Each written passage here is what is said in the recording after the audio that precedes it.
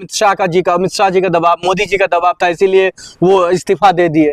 आप सारे लोग जानते हैं, आप पढ़े लिखे लोग हैं, लोकतंत्र के चौथे स्तंभ के आप पहरुआ हैं, आप जागरूक लोग हैं, सोशल मीडिया के लोग हैं। क्या धनखड़ चुपचाप रहने वाले व्यक्ति हैं? कभी आपने चुप रहते हुए देखा है धनखड़ जी को? धनखड़ जी बोलने वाले हैं, वकील हैं, वक्ता हैं, और वह कहीं चुप नहीं रहने वाले व्यक्ति नहीं हैं। उनको दबाव दे करके कि यह बीमार है, उनसे त्यागपत्र लिया गया है। और आपको बताऊं कि राजनाथ के यहाँ जो मेंबर ऑफ पार्लियामेंट राज्यसभा के लोगों को हस्ताक्षर से एक पत्र पर हस्ताक्षर करवाया गया कि आपके खिलाफ महाअभियोग चलाया जाएगा, नहीं तो आप तत्काल त्यागपत्र दे दीजिए। त्यागपत्र देने के बाद उनका घर भी छुड़वा दिया जाता है। यदि वो ईमानदारी से बीमारी का बहाना न बनाते तो उनका आखिर में बताए जितने भी उपराष्ट्रपति हुए उनका विदाई समारोह हुआ है, आप लोग भी जानते हैं जी। क्या धनखड़ साहब का विदाई समारोह हुआ? उनको सम्मान मिला? नहीं मिला। किसके दबाव में वो इस्तीफा दिए? फिर गृह मंत्री अमित शाह के दबाव में, प्रधानमंत्री के दबाव में। कारण यह था कि विरोधी दल के लोगों ने जो जस्टिस था, जिसके घर पर करोड़ों रुपया बरामद हुआ था, यशवंत वर्मा, उनके खिलाफ धनखड़ साहब ने महाभियोग का प्रार्थना पर स्वीकार कर लिया था। वह चीज नरेंद्र मोदी पार्लियामेंट में, लोकसभा के सदन में दिखाना चाहते थे कि वह चीज, उस चीज का लाभ मुझे मिले, ख्याति मुझे मिले कि मैं भ्रष्टाचार के खिलाफ कार्रवाई करता हूं।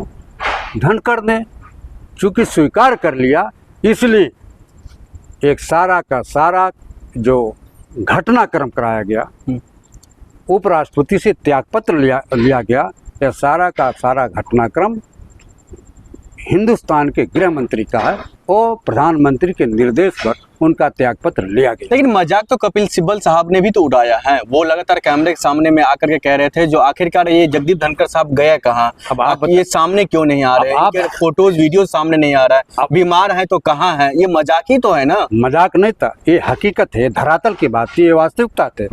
वास्तविकता पर भारतीय जनता पार्टी का नेतृत्व पर्दा डालने का प्रयास करता था, पर्दा डाला।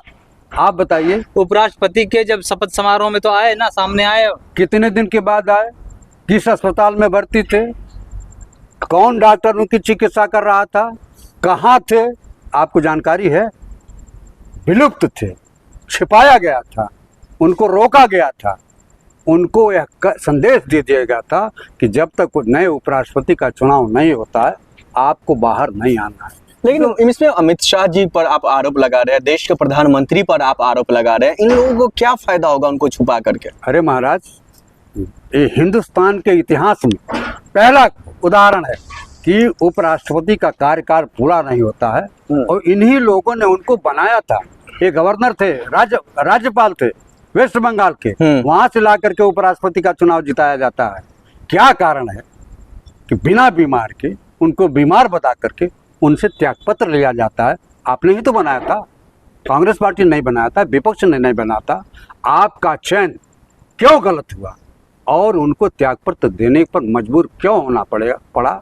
इसकी सारी जिम्मेदारी जो पर्दे में रखा गया नरेंद्र मोदी की है और अमित शाह की है। तो क्या लगे इससे छवि खराब हुई है? भारत की छवि धूमिल हुई है? निश्चित रूप से कि लोकतंत्र में चुना हुआ उपराष्ट्रपति से जबरिया त्यागपत्र लिया गया, डर पैदा करके त्यागपत्र लिया गया। यदि आप नहीं करोगे तो आपके खिलाफ अविश्वास प्रस्ताव होगा, महाअभियोग चलेगा।